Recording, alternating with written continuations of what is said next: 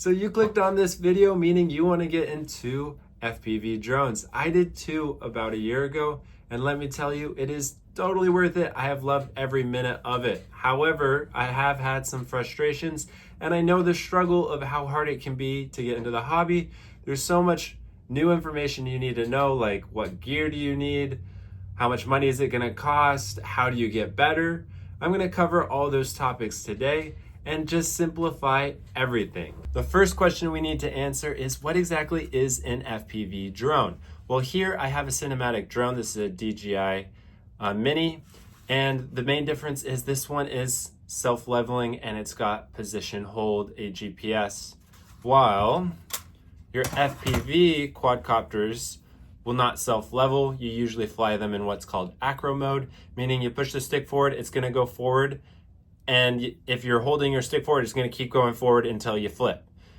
So it's all manual. And what this allows you to do is basically puts you on a roller coaster in three-dimensional space and you're the pilot. It's the funnest thing ever.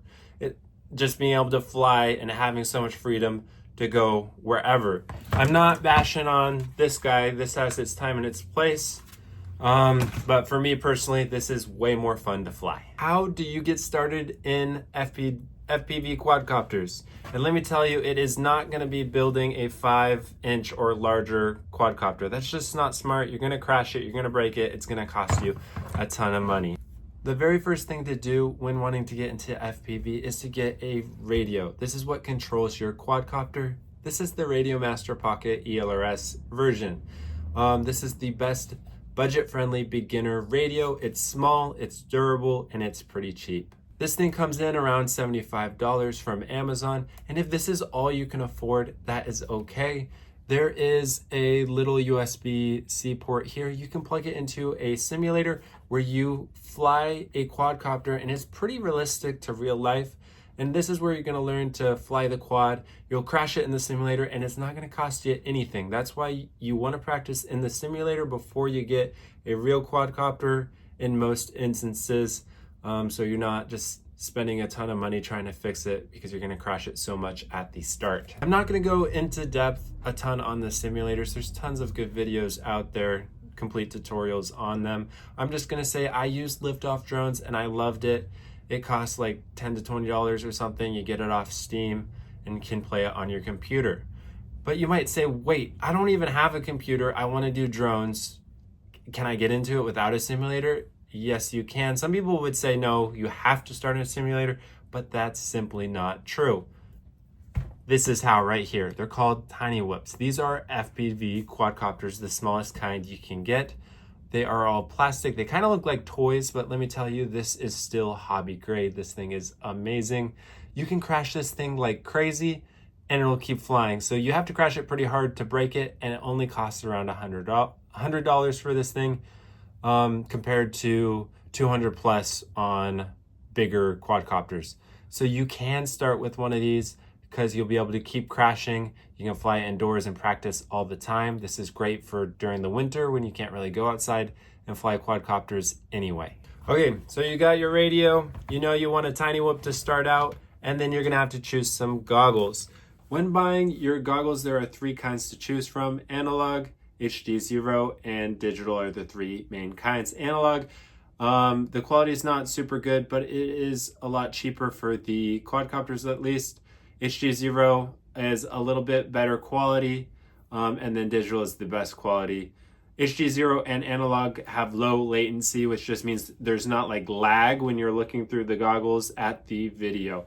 Do yourself a favor, simply put, just go analog. And that is because the quadcopters with analog gear are gonna cost a lot less. And just starting out, it's not like you're gonna be filming crazy stuff in HD that you're gonna wanna share. Just practice at least with the analog for a while before upgrading to digital. HD0, you might want to start with that. Do your research, but I would recommend analog just for the price alone. These are the goggles I have currently. They're SkyZone 040 Pros. And these cost about $300. You do not need to invest this much money to start out with. The most popular option is the Eachine 800D, which is going to give you the best bang for your buck. If you decide you don't like FPV quadcopters, that's okay. You didn't break the bank as much. The Ichini 800Ds will cost around $100. Radio, goggles, quadcopter, charger, batteries. You can get flying and practicing with just these 5 things. I want to thank Newbie Drone for sending me this little tiny whip. It is the perfect quadcopter for beginners and experts alike. Just people who want to practice indoors. It will fly outdoors as well. I'm going to show you how to get started with this. We're going to bind it to our radio and give you some tips on flying it and tell you what I think about it. First thing we're going to want to do is power on the radio. Welcome to HTX Flight Mode Acro. Show you a little closer here. We're going to click on System, Express LRS, scroll down to the bottom, and be ready to click Bind with that scroll wheel. Now we're going to take the drone, and they give you this telling you how to do it. I'll show you how to do it. There's 2 methods. We're going to plug in, and see here that green LED is blinking slowly. You click the bind button, which is at the front. I'm going to use some tweezers to do through the camera. That guy right there. Click it down. It's blinking fast now, meaning it's in bind mode. Click bind. And we've got these little telemetry bars here, meaning we have successfully connected to the tiny whip. Before you actually fly, you're going to want to charge all of your batteries. I have the ViFly Whipster here. You can plug it in through just a USB-C port or your battery, another battery. I'm just going to plug in a 4S battery here. And at the top left, it's going to show you the amps, the voltage of your battery, and then the voltage you're going to charge to. So these batteries here, if you look at them, says 4.35 volts. So that's what we're going to charge them to. So make sure you know what your battery is charged to. So I just hit voltage set, and that changes how high it goes. 4.35 volts is what we want. And then for the current set, we don't want to charge it quite that much. 0.5 amps should be fine for these little guys, and it'll charge it up in a little over a half an hour. So rule is, really you don't want to go over 2C, which just simply 300 milliamps will charge in an hour at 0.3. So you wouldn't want to go over 0.6, and I'm just going to do 0.5 to play it safe. Then, like I said before, line up the ridge with the ridge on here. Put it in, and you'll see it's at 3.81 volts. Hold down the start. It's charging, and you can watch the volts go up. It's going to go until it hits 4.35. The cool thing about the ViFly Whipster is you can charge 6 batteries at the same time. You do high voltage lipos, the 4.35 volts. You can do the normal lipos at 4.2 volts. You can charge all 6 of these, and you can choose how fast you want to charge them. Let's say one of the batteries done. I can take it out, use it in my tiny whip. Once it's dead, put it back in while I'm flying the other ones. And then by the time the other ones are dead, this one will be ready to go again. And basically I can fly as long as I want to. Now that the radio and the tiny whip are bound together, every time you turn on the tiny whip, it should bind to your radio here. Next, we're going to get the goggles and make sure it's on the same frequency as your tiny whip so that when you turn them both on, you actually see something in here. To do this, I'm going to turn the tiny whip on. Telemetry recovered. Turn on your goggles. And I'm going to put the goggles on and start recording. So yep, right now I'm not getting an image. I'm on channel, if you see E1 here. So what you're going to want to do is just start scrolling, or you can use the auto search function. That works as well. So we'll try to do F, and we'll scroll through all the options. F2 I'm getting something, F3 I'm getting something. So F2 is better And that allows us to read the on-screen display down on the bottom. And I'll just real quick, fly minutes, that's your how long you've been flying. 99 with the bars, that's your radio link. It's how good the transmission is between your radio and the quadcopter. So if it's going down, that means your radio has a weaker signal. And then next to it, we can just see Hummingbird V4, R4, and 25. So that's the channel that it's actually set to. And then 25 is the power. It's on angle mode currently, and then battery is on the right. You'll want to watch that so your battery doesn't fully die when you're flying. So right now we're worried about that channel R4. So I need to match R4. So whatever goggles you have, you would want to go to R4 or whatever it says. So we got R and then 4. So I have it set to R4. I know that's the correct channel, so that we're going to get the best possible image. Now I'm going to show you how to change the power modes without even going onto the computer. This is super nice, so you don't have to download Betaflight, at least now. It's something you'll want to get into later. Go halfway up, you're going to go to the left and up at the same time, just like that. And that turned on the menu. And to navigate the menu, you're going to use the right stick. That'll go down, that'll go up, that'll select, and that'll select the other way. And I'll show you here where to go. So you go down to features, select it, go down to VTX, which is video transmitter. You'll select it. You could change the channel here if you were flying with your friends and need to be on different channels. So race band is the band, channel is 4. And then power levels. So we're on 25. That's the lowest. You do 100 or you can do max. I would recommend 100 for inside, or even 25 if you're in a really small space. 25 or 100, and then max for outside. The higher your power level, the quicker you're going to use battery. So, but you'll get further range and better penetration. So it's a trade-off there. And it won't use that much more battery, but it'll also heat up quicker. So I'm going to do 100. And last thing, we need to save it all. So let's see, it's still set to 100. I accidentally went back. So back, all the way down, back, and then save and exit. Yes, save and exit. Now if you look down at the bottom, Telemetry lost. we're at Telemetry recovered. 100 now. Don't know what the controls are, that is okay. Left stick will be throttle, which will make your prop spin faster and your drone move up. You have yaw left, which is spinning your quadcopter to the left. Yaw right, spin your quadcopter to the right. And then on the right side, you have pitch forward, pitch like that, forward, pitch back, roll to the left, roll to the right, and that is it. Here are a couple quick tips for success. Is the camera angle would be my number one thing. The higher you put the camera, the faster the quadcopter is going to want to go. Because if you look at it, to get the camera level, pointed exactly forward, your drone has to be this vertical, which is going to push you forward and you're going to go super fast. So when you're just starting, I think it's better to almost be perfectly, I would go perfectly flat and then move it up just a little bit.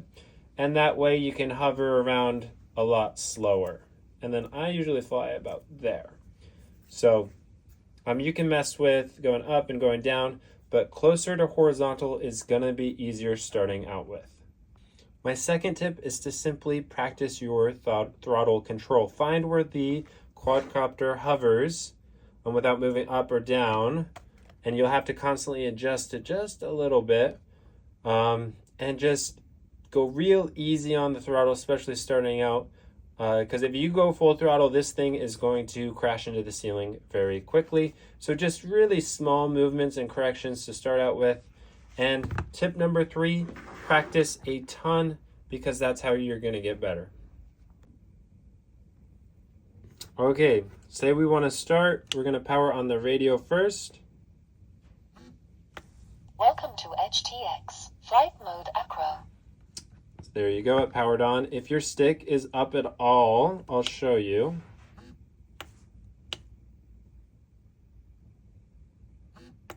Welcome to HTX, Throttle warning. you're going to get a throttle warning. You can either click to bypass it or you can Flight go mode down. acro.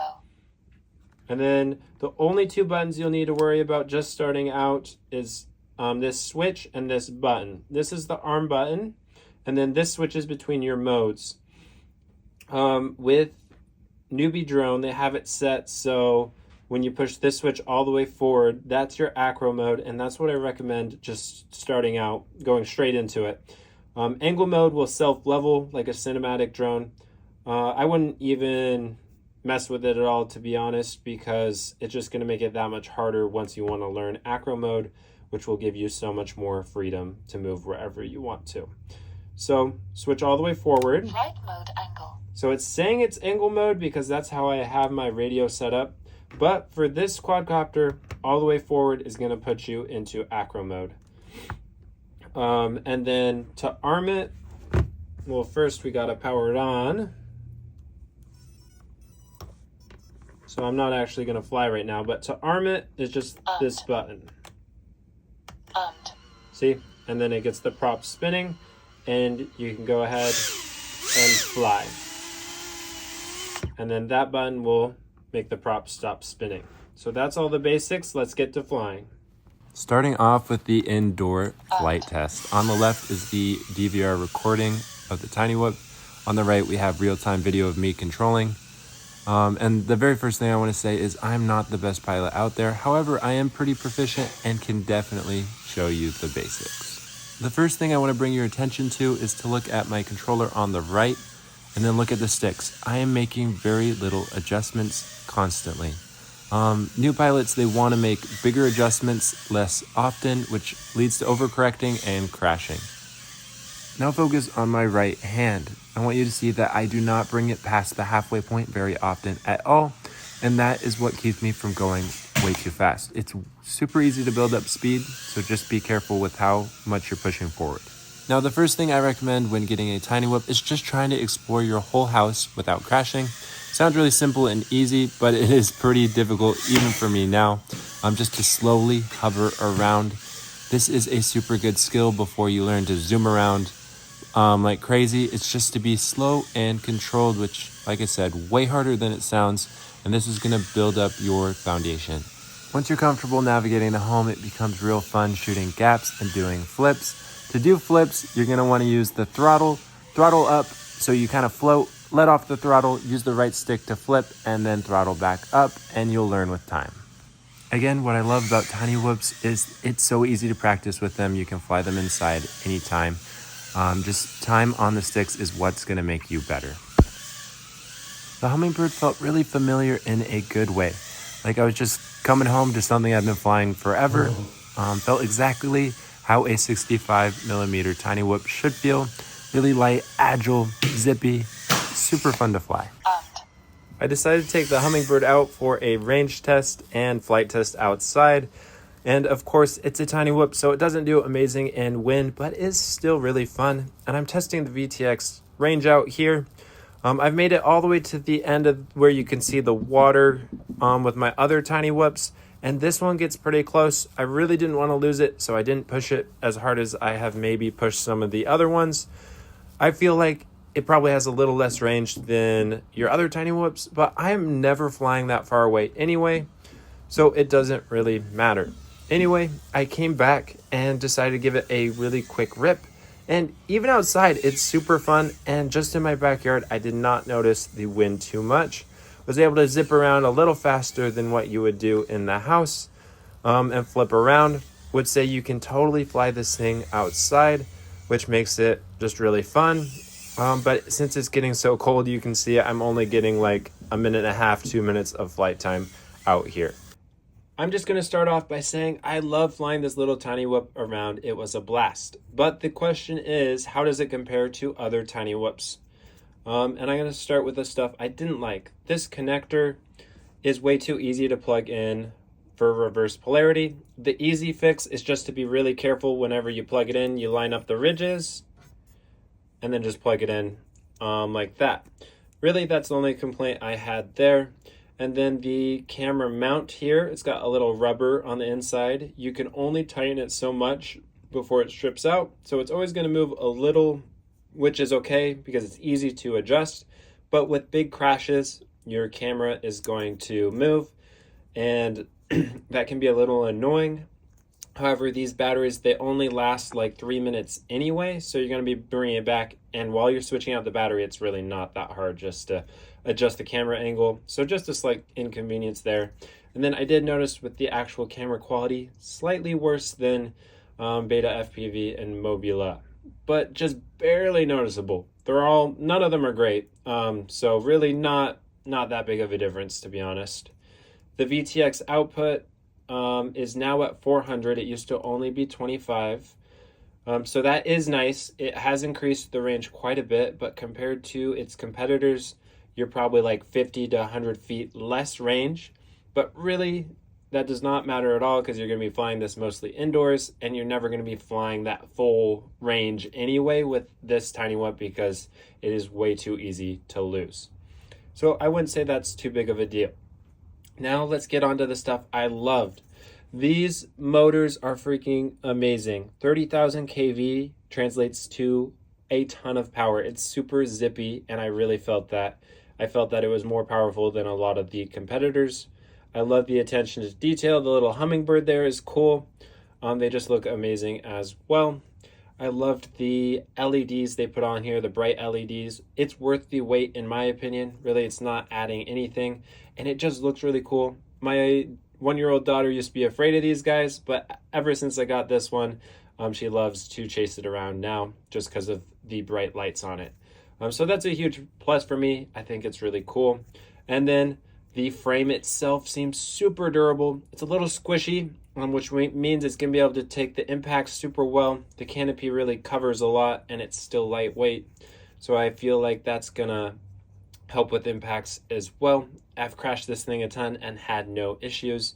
I would think that this is more durable than the Beta FPV series or the Mobula series, in my opinion.